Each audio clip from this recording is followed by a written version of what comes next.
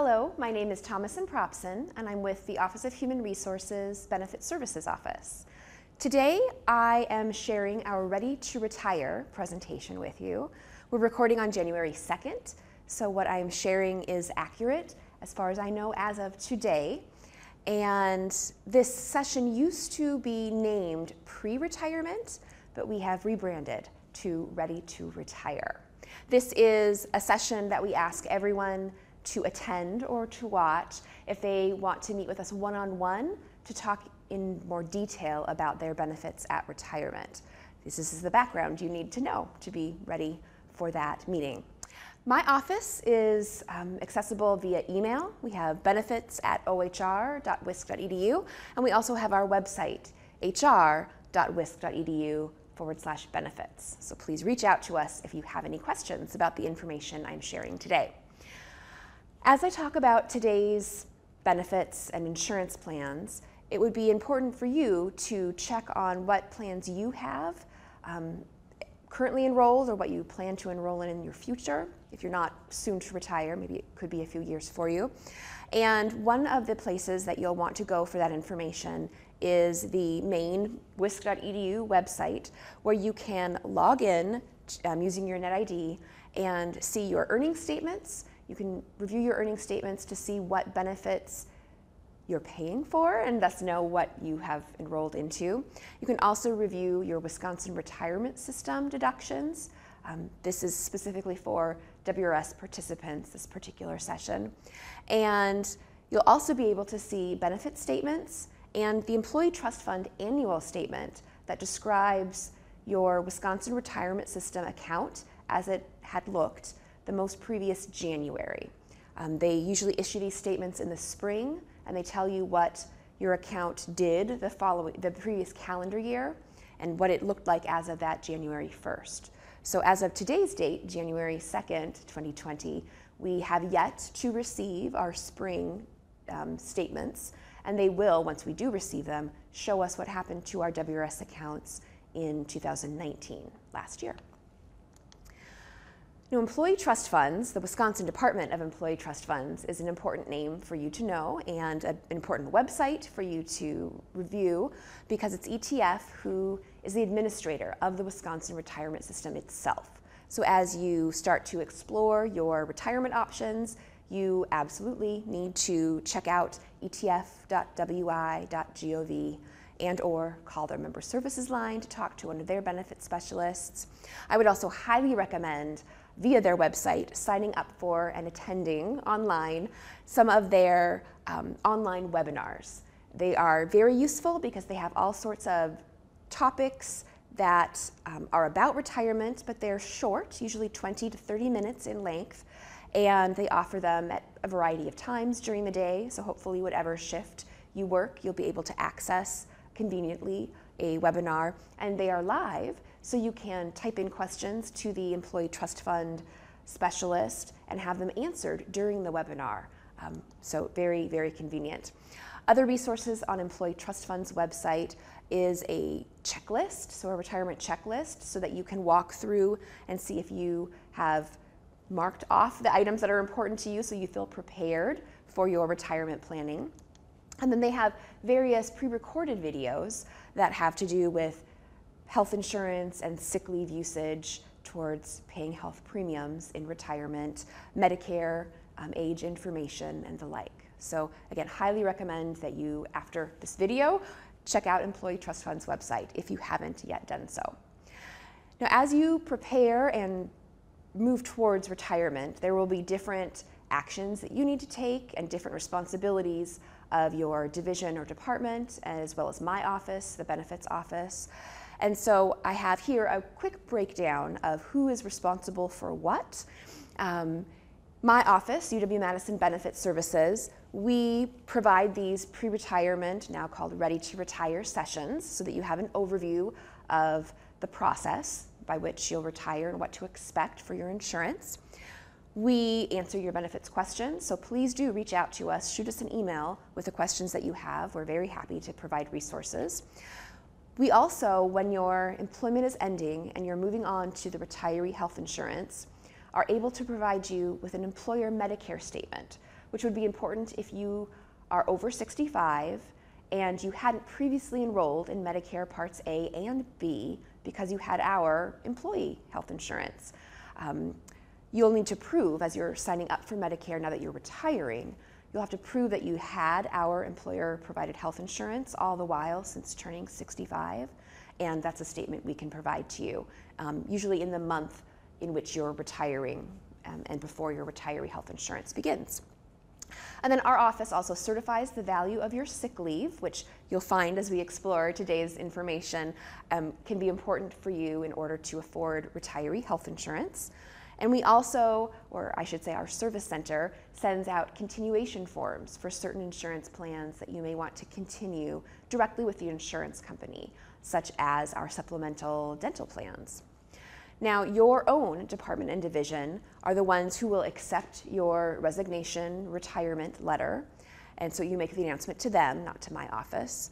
They will also work with you to determine whether, if you had earned leave that you hadn't exhausted by the time you stopped coming into campus and working for us, how long that leave would last, so that you could potentially continue on payroll as an employee using your earned leave to exhaustion.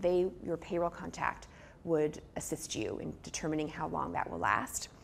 They will also talk to you about the value of your earned leave if instead of exhausting it, you were to cash it out and receive it as a lump sum on a final paycheck at the university. They will be the ones who enter the actual data entry into the system of your last day of employment, which then automatically drives some of the processes to end your employee health insurance. And it would be through them that you would work on continuing access to certain programs, like your employee email address could be continued as a retiree, and you'd work with them about your emeritus status. It will be employee trust funds with whom you'll work to potentially attend their group sessions. They offer them throughout the state and at different times of year. You would also request of them an estimate of your annuity, the monthly amount that they'll pay to you every month in retirement. They would prepare a packet and send it to you, and I'll have information on that today. And then you would complete the paperwork, provide it back to them, and then they'll begin to pay you based on the estimate. Once your employment ends, they'll then later finalize the annuity, provide you with the finalization paperwork, and then it would be through employee trust funds that you would continue your retiree health insurance and your retiree state group life insurance. Now, you will be working more directly with Social Security Administration when it comes to beginning your Social Security benefits and also enrolling in Medicare. Parts A and B will be required of you in retirement if you're on the retiree health plan and you're 65 years of age or older. Now your role here is to ask questions, attend presentations, review the insurance plans that you hold and consider whether you want to keep them going into retirement and see whether that's possible to actually continue those plans into retirement and determine the cost of that continuation. You'll decide upon your last day. That might be a last day of employment. I take that back. That might be a last day on campus or in the lab or in the shop, and then you might use your earned leave, if you have earned leave unused, to extend your time on payroll, or you may simply be letting your department know that this is my last day and it's finished after that point. So that will be your decision. You will be providing your letter of resignation due to retirement to your department. You'll be providing the paperwork to employee trust funds and enrollment paperwork as appropriate to the Social Security Administration. And then it would be with employee trust funds, you'd work to either use or escrow the sick leave that my office certifies for you, if we're able to do that. And then you'd be working with the service center to watch for their mailing about continuation forms and then completing paperwork as appropriate and mailing it off to the addresses listed on the forms themselves. So that is where I'm going next, is the insurance in retirement. That's my office's most direct piece of this retirement process. And then later I will also talk about the Wisconsin retirement system itself and what the annuity options may look like for you and things to consider when you're deciding upon the best annuity for you. So your health insurance in retirement may, in fact, be a continuation, a retiree plan with the state of Wisconsin. And that's possible if you had state health insurance as an employee, and then because your employment is ending, your active employee health insurance ends, but you could continue it. It could be transformed into the retiree plan directly with employee trust funds while you're an annuitant. You may also, though, be exploring other employers' insurance through your spouse, your partner, your new employment. You may also be looking at the marketplace if you're under 65, or Medicare if you're 65 and over. So you may have other options, but the state of Wisconsin plan is an option for you if you had the coverage while you were employed. Now, you'll learn more detail about the retiree plan on Employee Trust Fund's website, looking at their decision guide for retirees. That's different than the one you've been familiar with as an active employee. So you'll want to review that on ETF's website and ask Employee Trust Funds questions if you have any about the actual plan design and coverage being offered to you through their retiree plan. That is not detail that my office can provide to you necessarily, because they are the ones who administer it. We don't touch the retiree plan directly. Now, because you are making the decision of when your employment is ending, it's important to note that what you decide as the last day of employment will in some ways guide when your health insurance and other insurance plans terminate as an active employee plan. So when you are stating your retirement, I would recommend in general that you announce your last day of employment to your department, not necessarily the date of your retirement. And why that is important, semantics, is that if you say you are retiring on July 1st, it is very possible, and in fact would be correct, for then your payroll processor to enter your last day of employment as June 30th, because then you'd be retired, no longer our employee, as of July 1st. And why that would matter to you is that if your employment ends June 30th, your health insurance would end the end of the month in which your employment ends, June. So your health insurance would end June 30th and your retiree coverage would start July 1st. If, in fact, what you had meant to say was that your last day will be July 1st, then that means you are retired officially off of payroll as of July 2nd. And because you were an employee on July 1st, your employee health insurance will continue through the end of that month, terminating July 31st, and you'd be moving on to the retiree plan as of August 1st. So that could be important to you as you're working out your insurance needs at end of employment. So I would use the last day of employment in your announcement to your department. So as I'd mentioned, the health insurance ends the last day of the month in which your employment ends. And then assuming you had the coverage as an employee and you're beginning your immediate WRS annuity, employee trust funds will automatically enroll you into the retiree health plan. So there's no extra paperwork you need to do to make that happen. They automatically continue it for you. However, you as a retiree are now responsible for the full monthly premium for the retiree health. While employed, most of our employees have a supplement from the employer to pay a portion of the premium, but as a retiree, you are responsible for the entire monthly premium. And many premiums run $700 a month for a single plan, $1,800 a month for a family plan. There is a cost reduction if you have Medicare, Parts A and B, but they are still costs that you need to account for.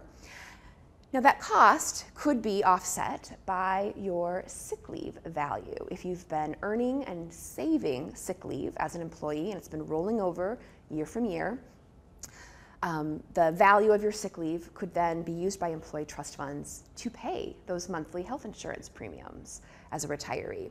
So you can determine or estimate, I should say, the value of your sick leave when you retire by heading over to the UW Systems website, so wisconsin.edu, and they have a sick leave estimation calculator into which you can enter the type of coverage you believe you'll have in retirement, whether that's single or family, the plan that you plan to hold, whether that's in Dane County, a Dean, a GHC, or a Quartz UW plan, or another plan elsewhere in the state or the nation.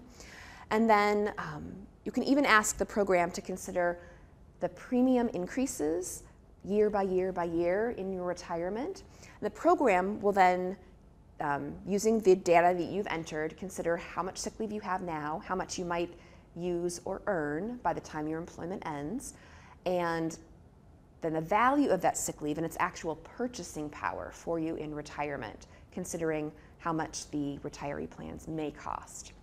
So it is still just an estimation, but it's a very useful tool for you as you're planning for your retirement to consider the value of your sick leave. Now, insurance at age 65, if you're an active employee, isn't necessarily affected. Active employees under the Active Employee State Group Health Plan are not required to sign up for Medicare. Many employees may, in fact, sign up for Part A because for most it is free. And as long as you're not on the high deductible health plan, it doesn't interfere with your employee health insurance. It would pay after your employer health insurance pays for services. But many would decide not to enroll in Part B if they're on the active employee plan because it costs money to be on Part B, and the cost of Part B per month may not offset or may not be of value compared to what you're already receiving under the active employer plan. So at age 65, you may or may not, if you're an active employee, sign up for Medicare. But when your employment ends and you're becoming a Wisconsin Retirement System annuitant, if you are moving on to another employer plan or your spouse's or partner's plan, you should ask that other HR department what their health insurance requires of you. They may or may not need you to sign up for Part A and B and others. But certainly, if you're moving to the retiree state health plan, you will be required to enroll in Parts A and B if you hadn't previously. And this is where, when you're enrolling in Part B, after having turned 65 and now retiring, that's where that employer statement comes in that my office can provide to you as part of your enrollment into Part B. You'll be able to prove that you've been on our plan since turning 65 and then enroll without penalty. The health insurance in retirement, if you are under age 65, can be your insurance. Your sick leave, if you had a value of sick leave, can pay for those premiums. And that could include your uniform dental if attached to your health insurance. It would pay those. When you're 65 or older and retired, the retiree health plan requires you to have Medicare Parts A and B, and that will be a primary insurance plan for you. And then the retiree health plan will swoop in and kind of be a secondary plan. And the sick leave, that's what the sick leave pays for, is the state plan. You yourself will be responsible for Medicare Part B costs. The premiums that are in place for the retiree plans differ depending upon whether you're under age 65, and so it's essentially a primary plan for you, or whether you've now turned 65 or older and it's more of a secondary plan for you. So out in that decision guide for retirees, they have details of the dollar amounts that you'd be required to pay per month for the insurance plans. I would recommend you take a look at that. We have in our slides, and you're welcome to email us and ask for a copy of these slides if you'd like to, but we've highlighted some of the Dane County as well as the national plan costs. Again, usually about $700 a month for single or $1,800 a month-ish for family, unless you're talking about the national plan with WEA Trust, and then that option is more expensive, but it also offers you a doctor's network that is across the entire nation. The premiums will be reduced some if you are enrolled in Medicare, because again, now this becomes more of a secondary plan and they do reduce the costs because of that. And then the premiums can also be different if you have some family members on Medicare but others not on Medicare. Some of those Medicare eligible participants may or may not then pick up a Medicare Plus or Medicare Advantage plan with the state of Wisconsin. All of that is going to affect the monthly premium that you pay for your coverage. So it's important to take a look at the decision guide and ask employee trust funds questions if you have any of the programs which you're offered as a retiree.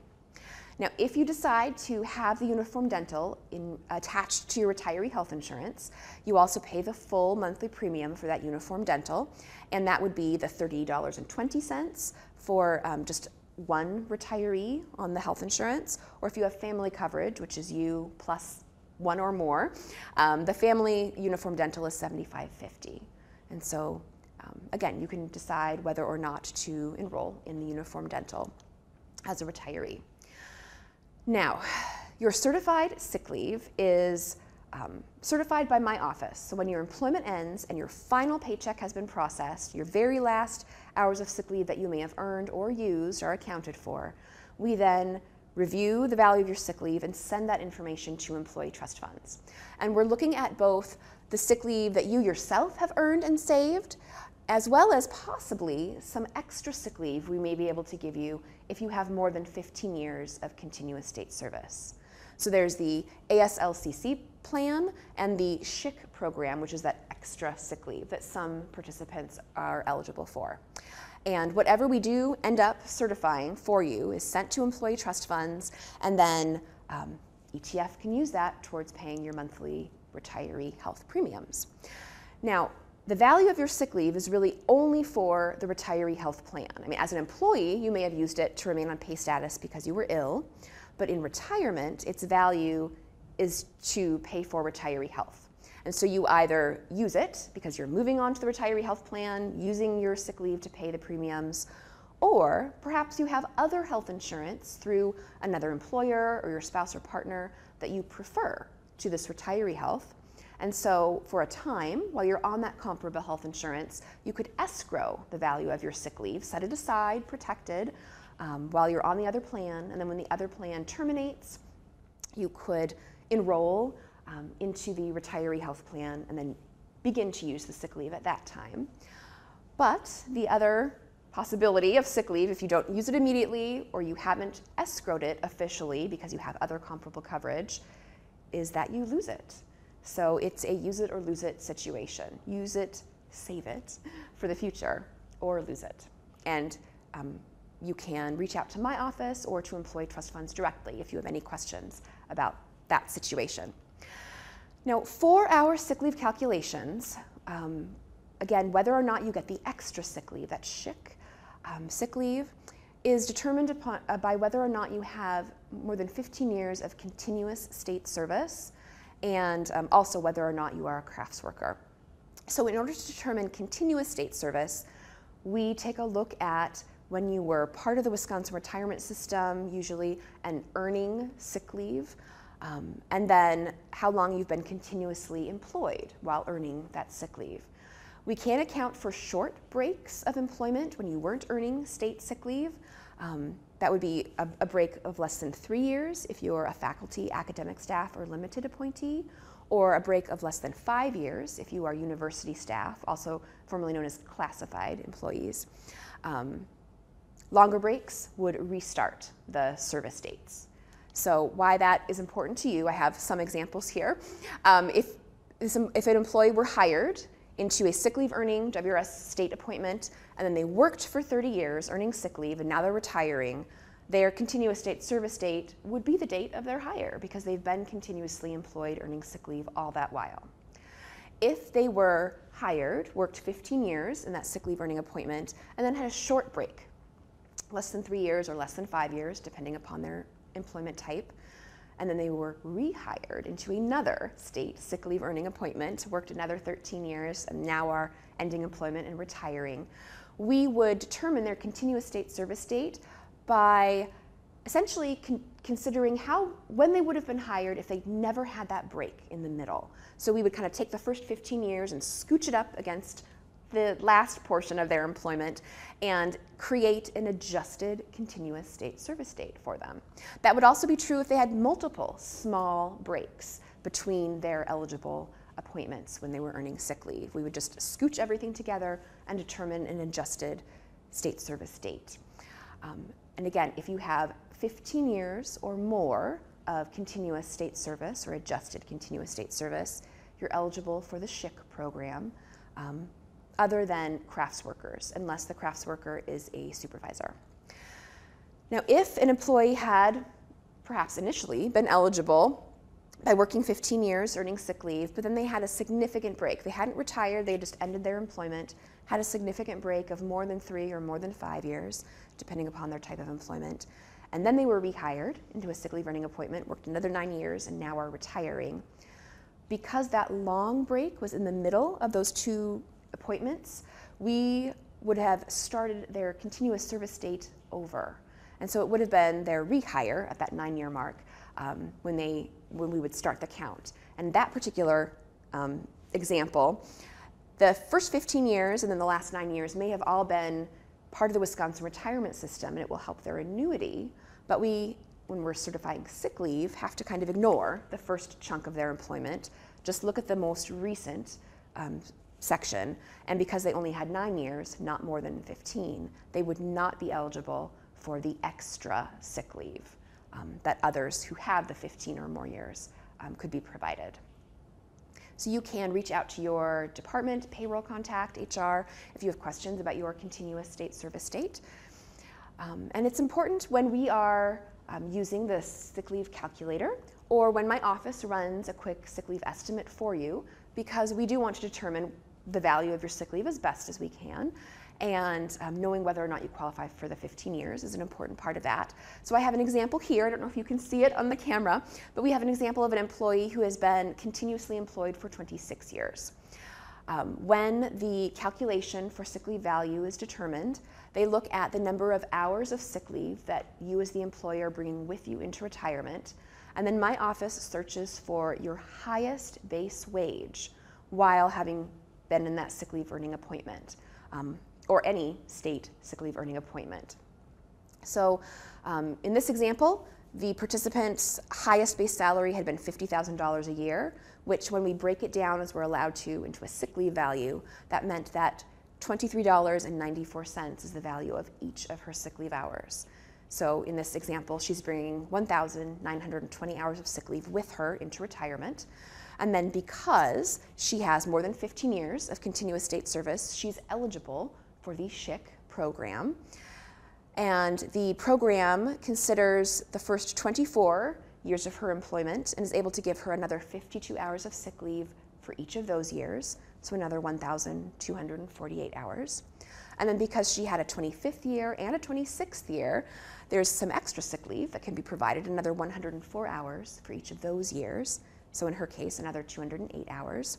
All told, her 1,920 are added as another 1,456 hours. So in total, 3,376 in this example are being certified, each hour worth $23.94, and it creates an $80,000 account balance for her, which again, its only value is towards paying for her monthly retiree health premiums with the state of Wisconsin. But it could be a very valuable benefit. So I would encourage anyone who hasn't yet explored the value of their sick leave in retirement to do so. Now it's important to note that not everyone will be eligible for this sick leave conversion. For example, if you are an employee who is of minimum retirement age, which for most of us is 55 or over, and you're vested, and your employment is ending, but you do not have the state group health plan as of the last day of your employment, then we will not be able to certify your sick leave for you. You have to have the state group health at the time your employment ends if you're of minimum retirement age. There is an option for those of you who are retiring soon but don't have the state group health plan. There is an option to sign up for the plan either during an upcoming annual benefit enrollment, if that will come before your retirement, or you could sign up in a special qualifying life event option due to the impending retirement. You could sign up for the state group health in the month before your employment ends. They would allow you to enroll into the access plan with WEA Trust. Thus, you would have coverage in the month in which your employment is ending, and you would then be eligible for the sick leave certification. It's important to work with my office, work with employee trust funds if you're signing up for the sick leave due to this qualifying event immediately before retirement, because we do have to receive all of the paperwork timely in order for it all to work out. So if you're not covered by state group health, not under your own employment nor even your spouse's, then perhaps you will want to take action to enroll in the month before your retirement. Now, the other restriction about sick leave conversion and our ability to certify is that you need to, in most cases, begin an immediate Wisconsin Retirement System annuity to have your sick leave certified. So if you are vested and of minimum retirement age and you have the state group health insurance at the time your employment ends, but you don't begin your immediate WRS annuity, we won't be able to certify your sick leave. So it's very important that you have the health plan and you're beginning your annuity in order for us to certify the sick leave. There are some exceptions for employees who have more than 20 years of WRS creditable service, but in general, you have to do both. You have to have the health and begin your immediate annuity. So I would recommend to anyone who is interested in learning more about the sick leave conversion and your future value to run an estimate of what your sick leave may be worth at time of retirement using the UW Systems calculator. And then also watch Employee Trust Fund's videos. Use their resources about the sick leave program. They have some nice pre-recorded, entertaining, cartoonish videos that you can watch and learn more about the program so you know what to expect. You'll also want to consider your Medicare enrollment. Again, if you are 65 years of age or older at time of retirement, you are required, if you're going to be on the retiree health plan, to sign up for Medicare's Parts A and B. And you'll be taking those enrollments directly to the Social Security Administration. All right, so that was health and sick leave going into retirement. You also may have state group life insurance as an employee. And what you should know about this program is that your family's coverage, so the dependent, the spouse units that of which you may have one or two that might have been covering your spouse or eligible children, that coverage will end the last day of the month in which your employment ends. There are some conversion options to make them into individual whole life policies, but they will be more expensive. They'll be based on the participants' ages instead of our group rates that you've been paying. Your coverage, so the units that you've had on your life, will be, in most cases, continued and follow you into retirement. If you're under age 65, the units will just follow you into retirement if you meet certain qualifications, as most do. And then you'll have the premiums deducted automatically from your monthly Wisconsin Retirement System annuity. So ETF will be in contact with you about that. When you're retired and you've turned 65, the program, the state group life units, change once again. And if you had the supplemental and additional units, those cease to exist. They drop off in retirement at age 65. But the basic unit, if you've been keeping that going all that while, will then be considered paid up. You'll no longer owe a premium for that basic unit. And though while it had once been worth 1 times your highest annual earnings, now that it's free and you're retired and 65 or older, the basic unit in the age in which you're 65 would be worth 75% of your previous highest year's earnings. At age 66 and older, it would be worth 50% of its previous value. But it would continue to be worth that amount, and so would ultimately pay out a death benefit. Other insurance plans that are affected by your retirement, your supplemental dental plans, your vision, your accidental death and dismemberment, your accident plan, your UIA life insurance, all of those would end when your employment ends. The UIA life ends at a slightly different date than the others. It continues through the end of September of the year in which your employment is ending. They all can be continued with the insurance companies if you're willing to pay the continuation retiree prices. And so you'll receive information about those options from the UW Service Center if you had those plans at the end of your employment. So watch for that mailing to learn more. And then if you have the individual and family group life and or the UW Employees Inc. life insurance, those policies could be converted into individual whole life policies. So again, they will be more expensive than they had been potentially while you were employed, but that might still be an option for you, especially if you were ill at time of retirement. So watch for, after end of employment, more information to come from the UW Service Center. Now, your access to IT services on campus changes when your employment ends, and you can learn more about your options and what to expect if you head over to the UW Systems knowledge-based documents.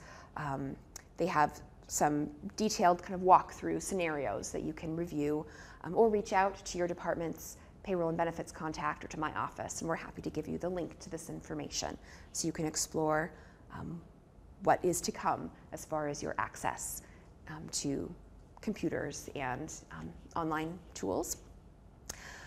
My office would suggest potentially this wording to make it especially clear when you're announcing the end of your employment, to make it especially clear then what will happen to your insurance. So we're looking at this from an insurance viewpoint. It would be useful, in our opinion, to announce that you are retiring, because there's a special end of employment code that payroll should use that says you're retiring, not just a regular end of employment. And then we suggest that you share your last day of employment on that document. So you are retiring and your last day will be, make that announcement.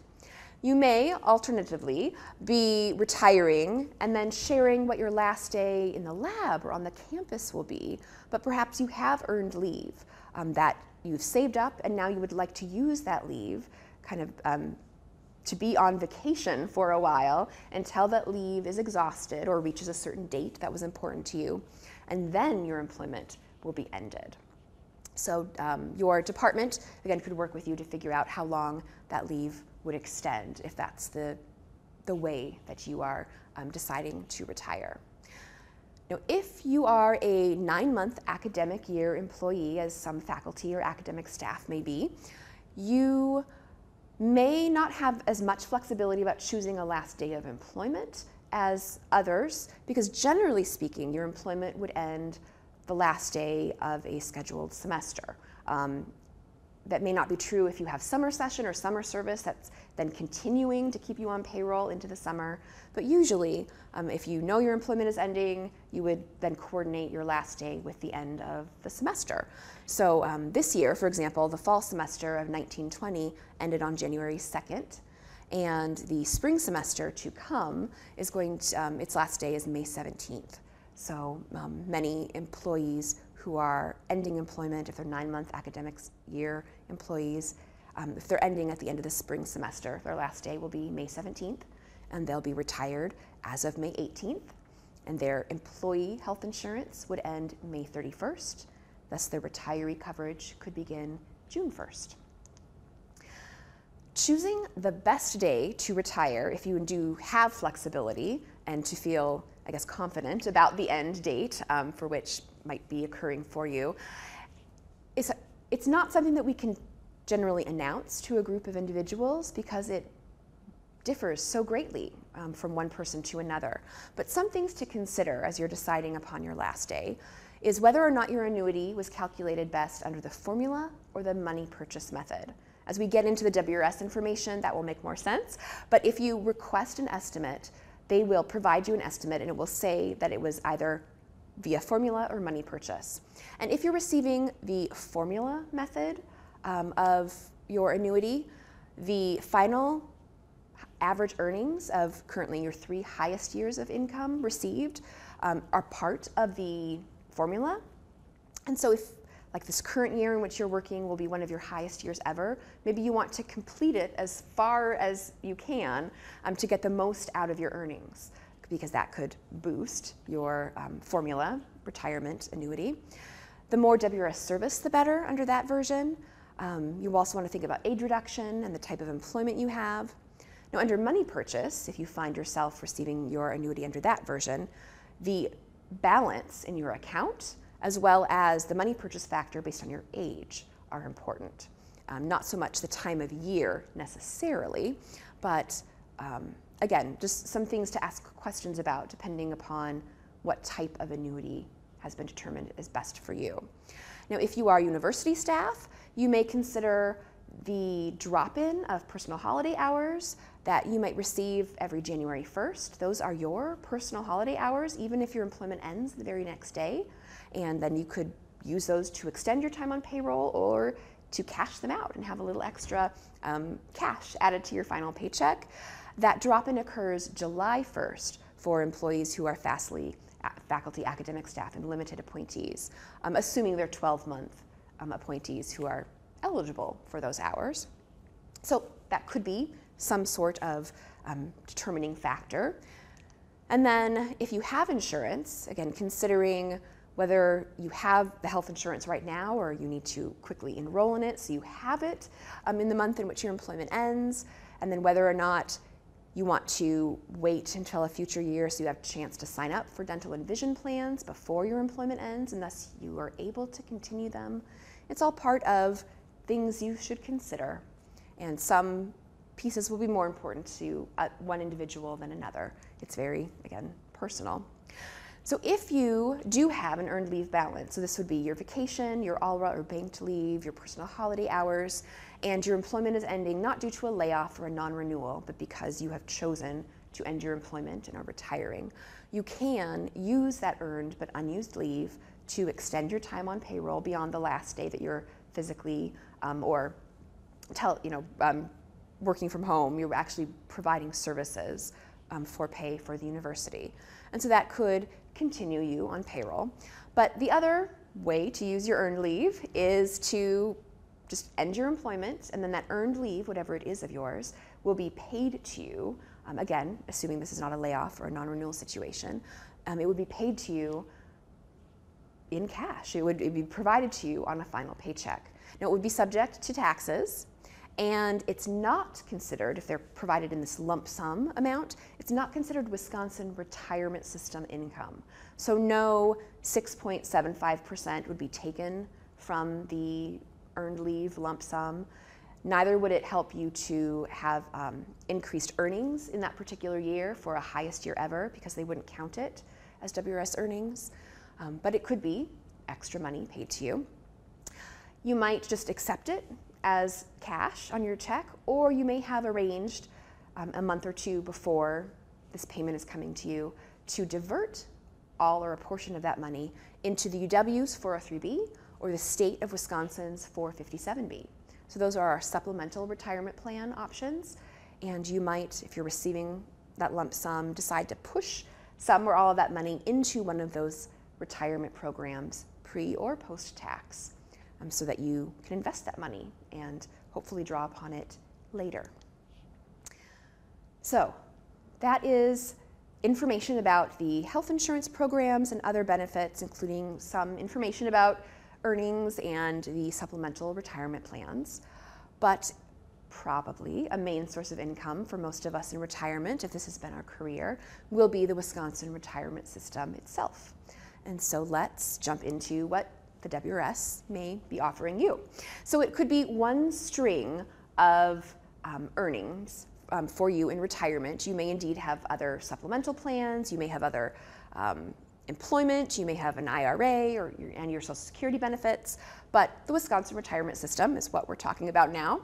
So the WRS is a large program for all of us as state employees here at the UW-Madison.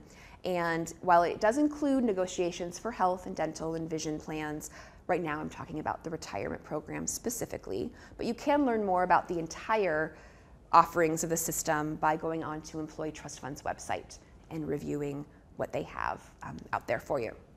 But for the Wisconsin Retirement System retirement program itself, you are evaluated at time of hire and then during your employment. If you're not immediately eligible for the WRS, you're evaluated for eligibility, and if you are found to be eligible for the Wisconsin retirement system, which typically means you were expected to work or have now worked a year or longer and a certain number of hours over the course of a year, then you are required by state statute to be part of the WRS.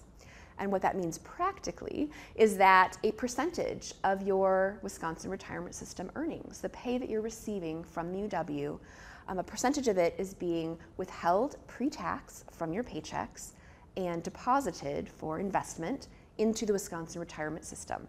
Currently, in 2020, the percentage that's going to be withheld is 6.75%, and that is reevaluated on an annual basis. Sometimes it goes up, sometimes it goes down on the amount that they need to collect. There is also an employer match made on that percentage. So if you're contributing 6.75%, the UW is also contributing at least 6.75%. And so your money and the employer's money is going into the Wisconsin retirement system. If you're reviewing your earnings statements, you'll note that the dollars next to the WRS code under the employer section is actually a higher dollar amount than 6.75% of your earnings. That's because the employer not only has to match your contribution, they also have to pay certain fees as an employer who's part of the WRS. So that's why they look to be a different dollar value if you're reviewing your statements. So you're contributing your percentages and the employer's matching it, it's being invested. I'm contributing and the employer's matching and it's being invested. Others are contributing and their employers are matching and that money's being invested. It's all going into the Wisconsin retirement system. And then it is a different state agency, SWIB, the State of Wisconsin Investment Board, who invests the money that is going into the program. So you can review information about SWIB and the choices that they're making on our behalf out on their website or by calling their member services line. You're part of the program. You can certainly take a look and ask questions about the investments they're making. But ultimately, it is SWIB who decides where to invest our money.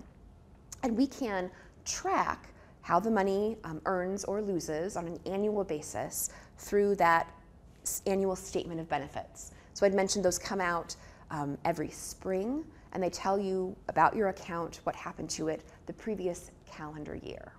And year by year, you'll receive that statement. If your employment ends with the university, but you haven't yet retired, make sure that ETF has your address because they should still be providing you a statement on an annual basis, even if you're an inactive employee. And if you are pleased with how SWIB is investing the money, you could decide to put additional contributions into the Wisconsin retirement system if you'd like to. You can do this at any point during your employment.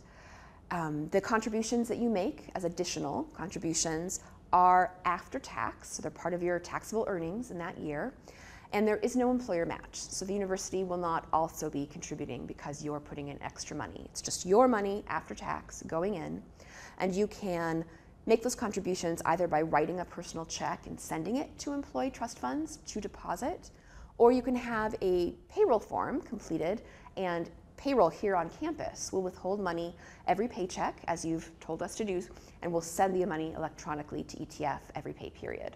So whatever you find is most convenient can be done. So I would recommend you look on Employee Trust Fund's website, read their pamphlet about additional contributions, and decide whether or not the additional contributions are right for you.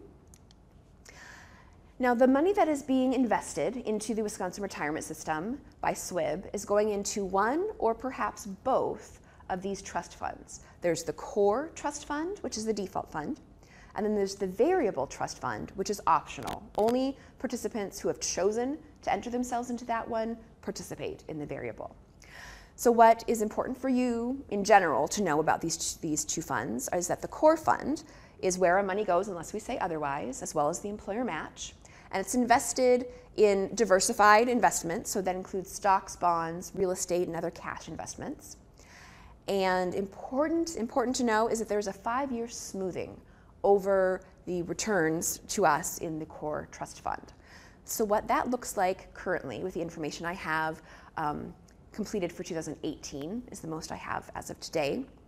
We can look at the history of the Wisconsin retirement system, and in 2018, the rate of return on their investments that year was a loss, negative 3.3%. But the amount of money that we earned in our accounts that year, those of us who were participants all of 2018, was actually a gain of 5%. That's because when they change the dollar value in our accounts, in our Wisconsin retirement system accounts, they look not just at that most recent year's rate of return, they look at the previous 4 years immediately before it. And in a way, it's a 5-year average that creates the effective rate, that changes the dollars in our accounts. So 2018 was not a high year of earnings. However, the year before had gained 16.2%. Before that, it had been 8.6. 2015 had also been a loss, but 2014 was a gain of 5.7. And so all told, that allowed them to provide us 5% growth to our accounts in 2018. The effect, obviously, of having this 5-year smoothing is that when a year is especially high, but the previous years weren't as high, such as in 2017, we don't automatically see that entire gain in our account. So 16.2% was earned, we had 8.5% growth. But it also protects us in years where there are losses. So certainly 2018 and 2015, you see that. You also see it back in 2008, where there was a negative 26.2%, and yet employee accounts still gained 3.3% that year because the previous years had been better, and so employee accounts were still allowed to grow. Now, the other account that you may or may not have decided to be part of is the variable trust fund.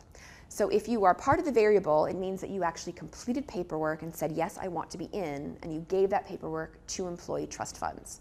And you can determine whether you're in it right now, if you're not certain, by looking on your employee, or the annual earnings statement for the WRS, because it will show you in the past year whether or not you've contributed to the variable fund. It will also show on the second side of the statement whether or not you have more or less in your account as a whole because you've been part of the variable. So you'll be able to see if you've been contributing to the variable.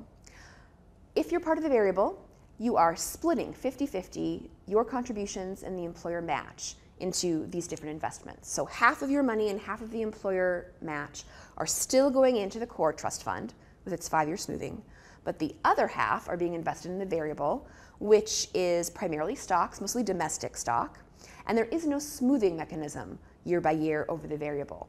So if we were to look at the variables, rate of return and effective rates, you'll see they're very near to each other. There's some rounding, but otherwise the rate of return nearly directly creates the effective rate. So in 2018, there had been a loss, negative 7.9, and the effective rate on employees, on the variable portion of employees' accounts that year then had been a loss of 7%. But the year before, it had been a gain of 23.2%, and that portion, the variable portion of employees' accounts that year, gained 24%. Now, if you are part of the variable, and you can pop in at any time if you've never been part of it before, you could send in paperwork now, and then you could be part of the program the next January following their receipt of your enrollment application. So you can be part of it in your future if you continue to be an employee. Once you're in the program, however, you can only get out once and then never go back. So if you are part of the variable, you can just be part of it for 1 year and decide to get out and never go back. Or you can be part of it your entire life and never leave, even in retirement. Or perhaps you're part of it for a while and at some point you decide you no longer like the variability. Some become less easy about it and more uneasy. And so if you decided to remove your money from the variable fund, then at that point, again, you would never be able to reinvest in the variable. If you take your money out of the variable, you put it all back into the core, then all of your money from there on is in the core. It won't be in the variable. So there's a form on ETF's website that we also link to on our website to begin to participate in the variable. We also have links to removing money from the variable if you would like to review that information.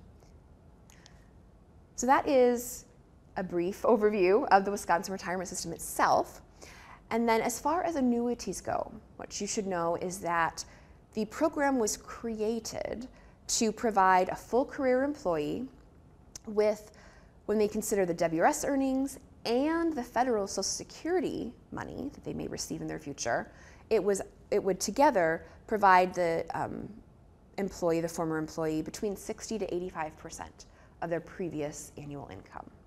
So it is not meant to be complete income replacement, and for that reason, many of us will also be saving money in other supplemental retirement plans and IRAs.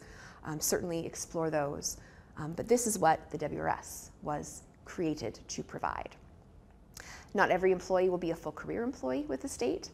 Some participants will be here much longer than the typical career, in which case they could expect perhaps more than that percentage. But this is what it was created to provide. So in order to begin your Wisconsin Retirement System annuity, you need to be vested in the Wisconsin Retirement System, which means you've either earned service prior to July 2011, or you've been earning service after that, and you now have at least 5 years of creditable service. You also have to be the right age. So most of us need to be at least 55 years old in order to retire, but if you have protective service in your state history, so if you were a firefighter or a police officer, you could retire as early as age 50. You also need to request an estimate application from ETF, decide on an annuity option, and return that application to employee trust funds prior to your death in order for ETF to consider you a retiree. And then you have to end your employment and have a good faith valid termination from your Wisconsin Retirement System employer. And even if you were to be rehired in the future, once retired, that wouldn't happen within the minimum break of service, which is currently a 75-day calendar day break. So the Wisconsin Retirement System annuity itself, you can begin to run your own estimates unofficially on ETF's website. They have a calculator set up and ready to go.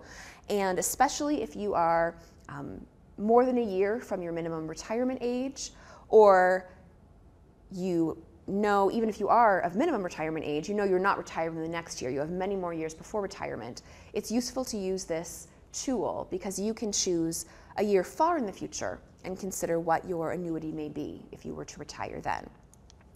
If you are within a year of retirement, you can give employee trust funds the request to actually prepare an official retirement packet for you, and they will mail it to you once they've officially created it.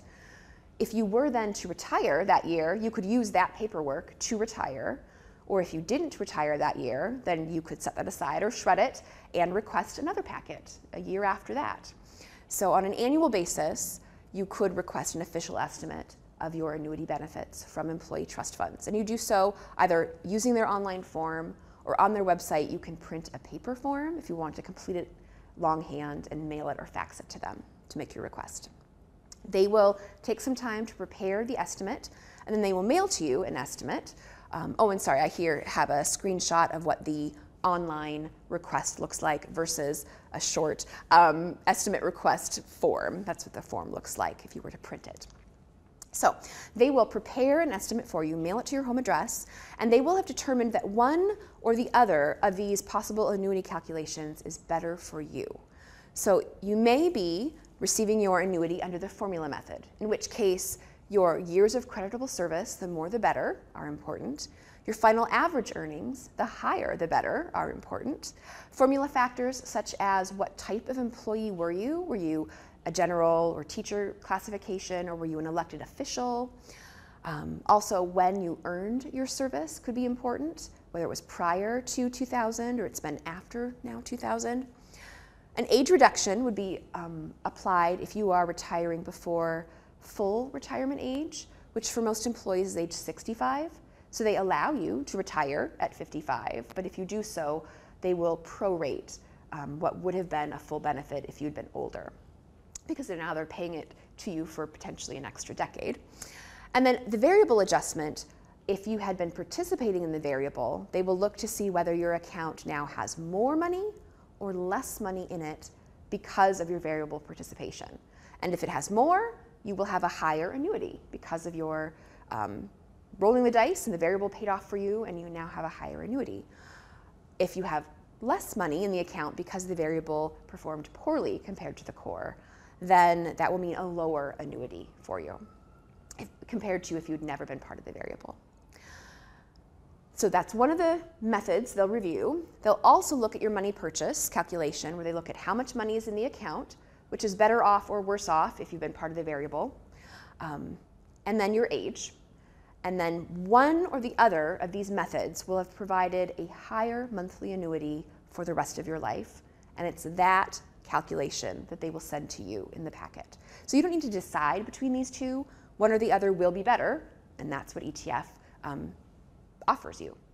Now, under the formula method, creditable service is an important factor. And so I want to note that creditable service is earned based on the hours for which we are paid during our year of employment, year after year after year. So if you are a faculty, academic staff, or limited appointee placed into what they call the teacher category, your fiscal year, the fiscal year is how employee trust funds looks at your annual service. It's how you earn it and how they look at your annual earnings. So the money for which you are paid between July 1st and June 30th is evaluated by employee trust funds. And if you were paid for at least having worked 1,320 hours in that fiscal year, ETF will grant you a full year of creditable service. If you worked more than that number of hours in that one fiscal year, you don't receive more than a year, it's just a year tops. If you had been paid for fewer hours, then you'll have a proration of a year. If you worked 80% of those hours, you'll get 0.8 of the year, 80% of the year. If you are university staff, formerly known as classified employees, in the general WRS category, then your year is the calendar year, January 1st through December 31st. And in order to earn a year of creditable service, they look to see if you've been paid for at least 1,904 hours during that calendar year. And if you have, they grant you the year. If it had been anything less, they prorate the year's service earnings. And so year by year, every fiscal year or every calendar year, ETF is reviewing and adding on to your creditable service, as well as reconsidering your highest annual earnings. And you can track how they're calculating these numbers and years of service by reviewing your annual statement. So every spring, you can take a peek and see what happened because of your pay in the previous calendar year, how it affected your earning of creditable service. Now, creditable service is important because it's part of the formula method calculation. It also, you need 5 years in order to be vested if you started to earn service after July 2011. And you may also be eligible for credit for your previous military service if you have at least 5 years of creditable service. That's something you could explore with employee trust funds directly. If you have 20 years of creditable service earned, then should your employment end and you are perhaps too young to begin your immediate WRS annuity, nevertheless, we will still be allowed to preserve and certify your sick leave to employee trust funds. So in a way, 20 years is important because of sick leave. It allows your sick leave to be preserved even though you're not beginning your immediate Wisconsin Retirement System annuity. That's the exception I had mentioned earlier. And then 30 years could be important if you are at least age 57 or older and are now retiring. Under the formula method, the method would not impose the age reduction. It would treat you as though you are full retirement age, and thus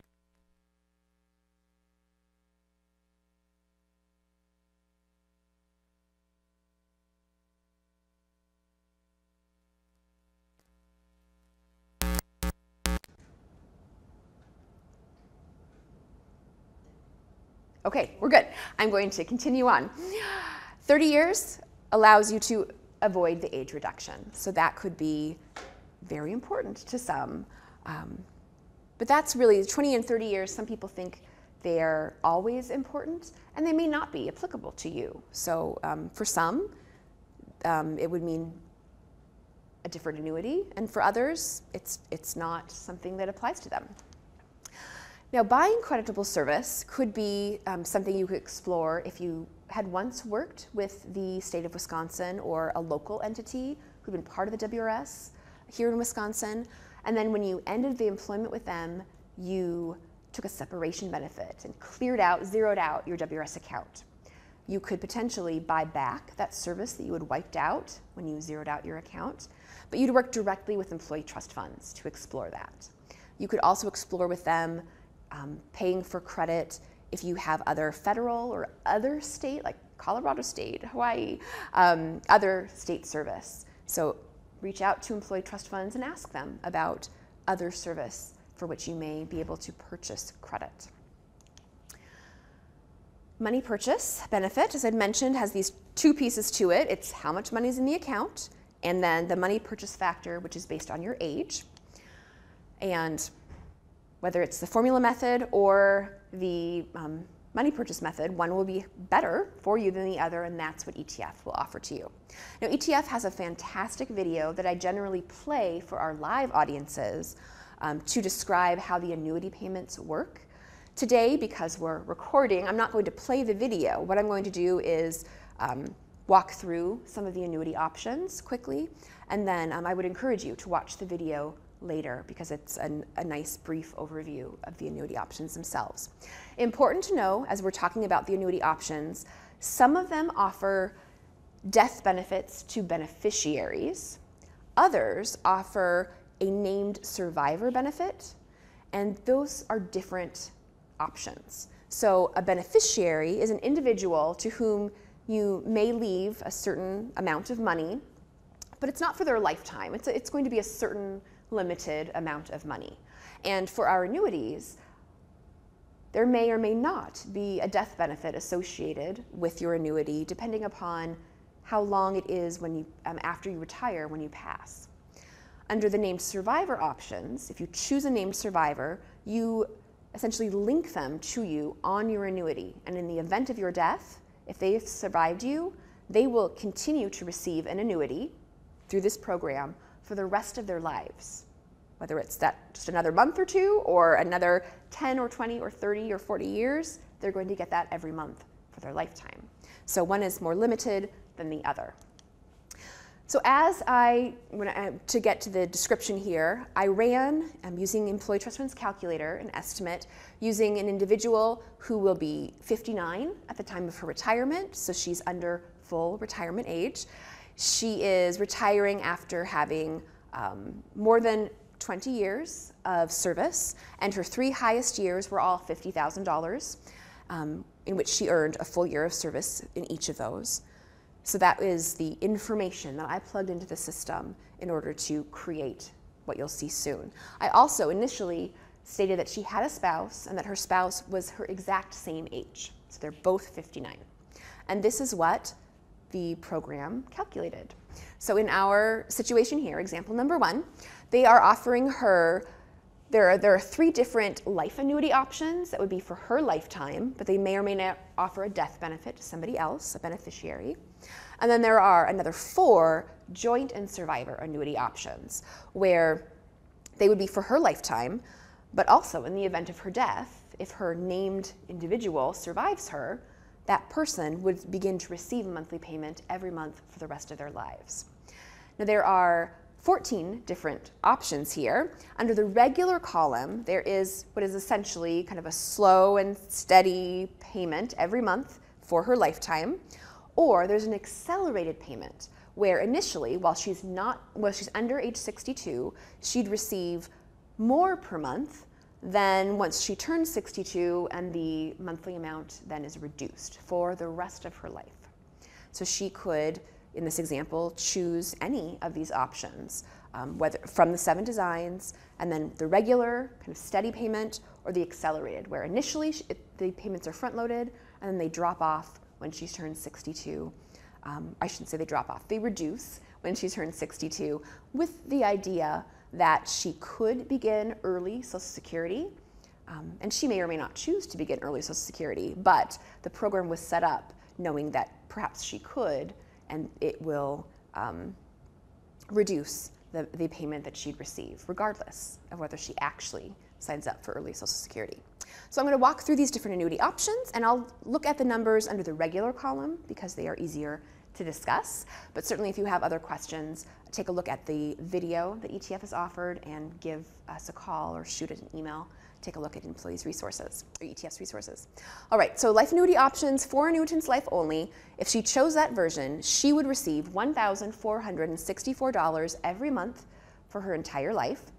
Upon her death, the money is ended. There's no beneficiary, there's no named survivor, the money is simply done. And that's true whether she lives to 105 or whether she's been retired just 1 month and passes away. The money is done. If she chooses the 60 payment guaranteed option, then she receives $1,459 a month, every month for her entire life. But if she passes away before she's received 5 years worth of payments, that's the 60 payment guarantee.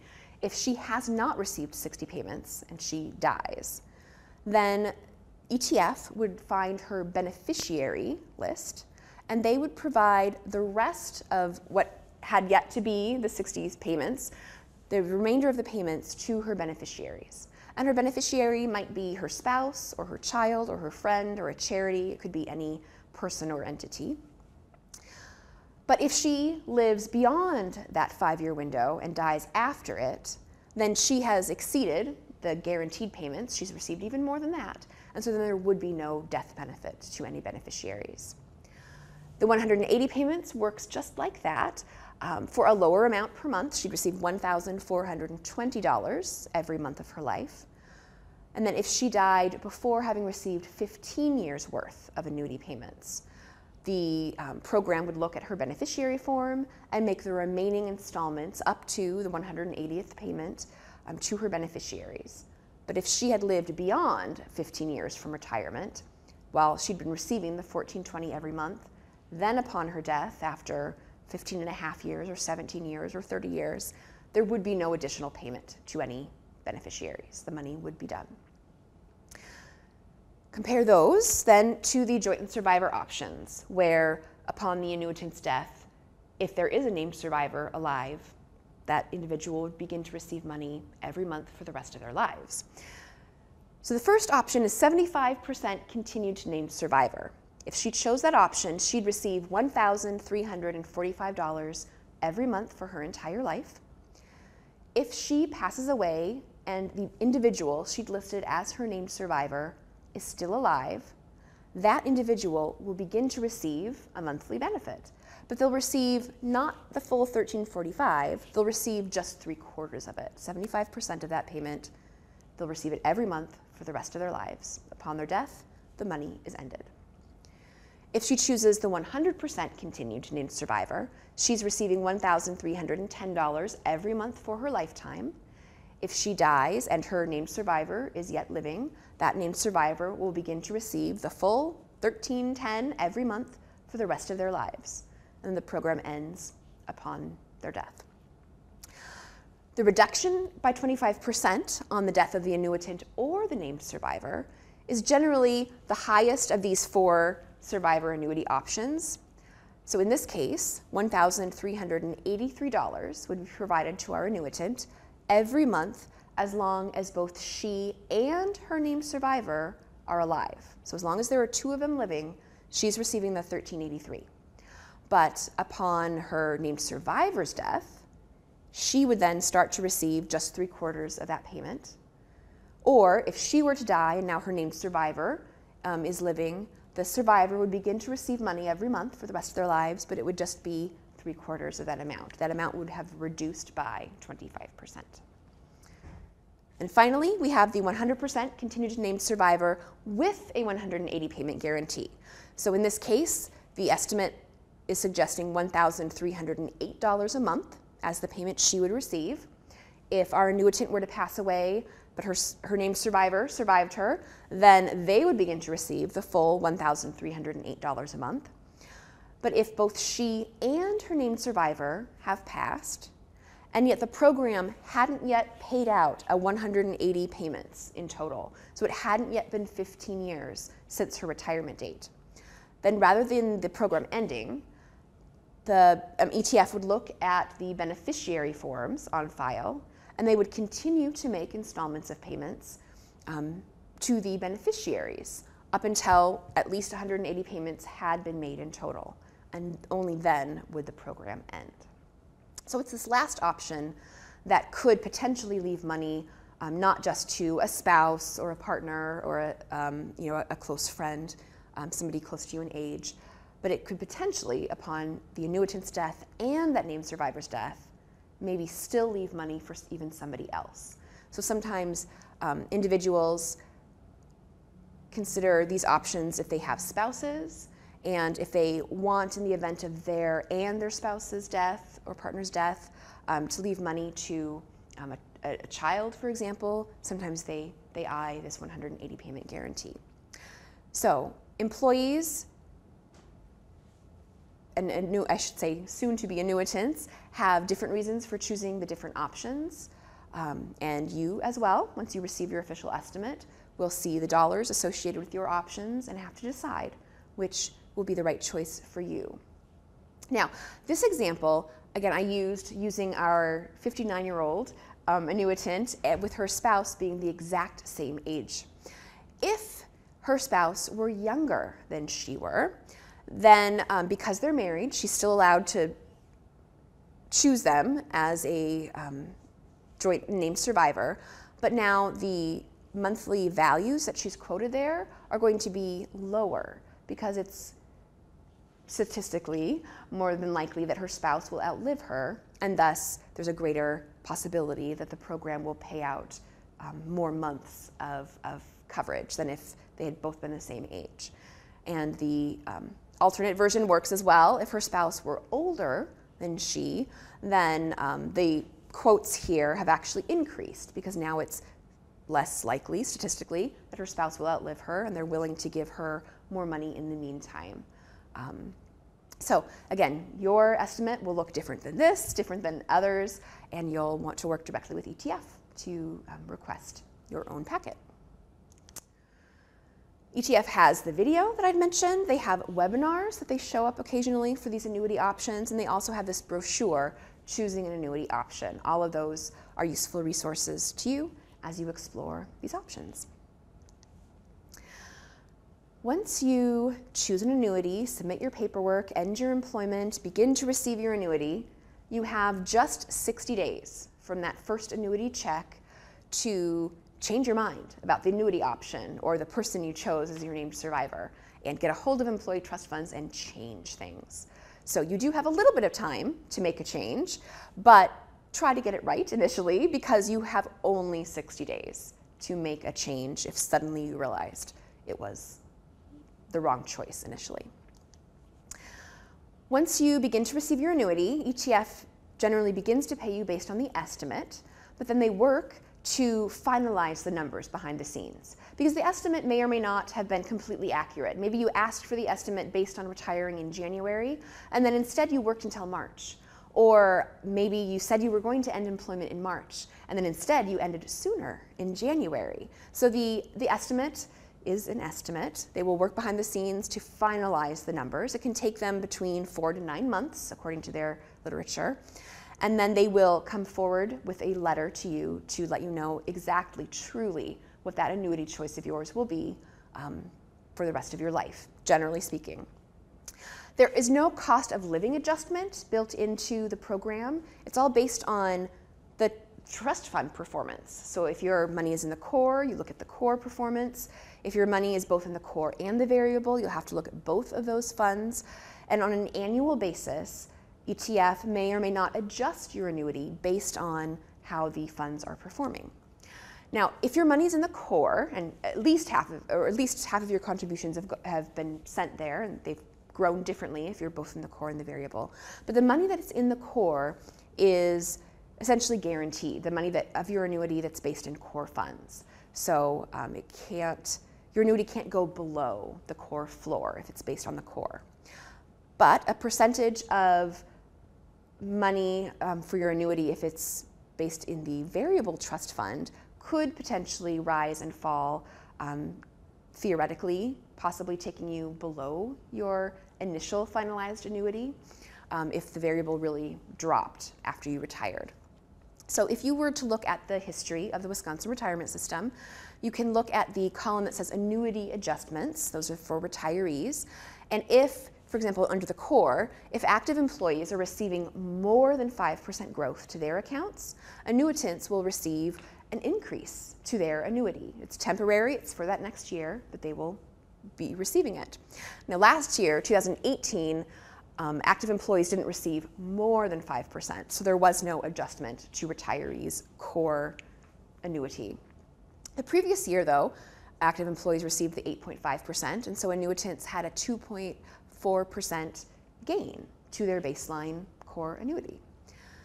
If you still have money in the variable in retirement, again, the effective rate for active employees will be part of the calculation when they determine how much to adjust your annuity that's based in the variable funds. And working with employee trust funds to talk about your annuity, if you're in both of the accounts, would be useful here so that you have an idea of how much your annuity might be affected if you're in both the core and the variable in retirement.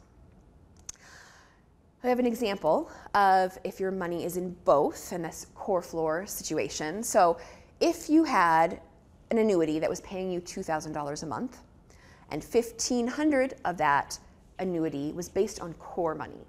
So it will never drop below $1,500. You have that guaranteed.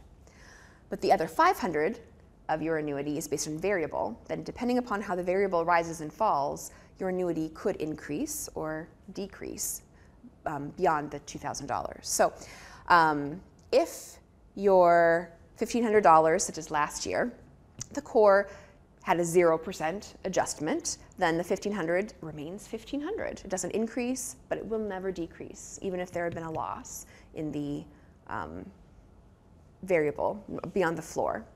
And then the variable account, and this is based on 2018, had a negative 10% adjustment. So rather than $500, it went down to $450. So an individual in this situation would then the next year begin to receive just $1,950. So their portion of the core money did not change, but because they were part of the variable, it was adjusted down. So again, this is using an example that was based on the 2018 situations. But every year will be different. And again, looking back at the history of the core and the variable, you'll see changes year by year. Divorce can affect your WRS account in certain ways. So if you are receiving an annuity, your annuity may be divided up to 50%. If you're not yet receiving an annuity, your actual WRS account itself could be divided up to 50%. It all depends on the qualified domestic relations order. So it's not something that employee trust funds does. It is sent to them as must do by the court through a quadro.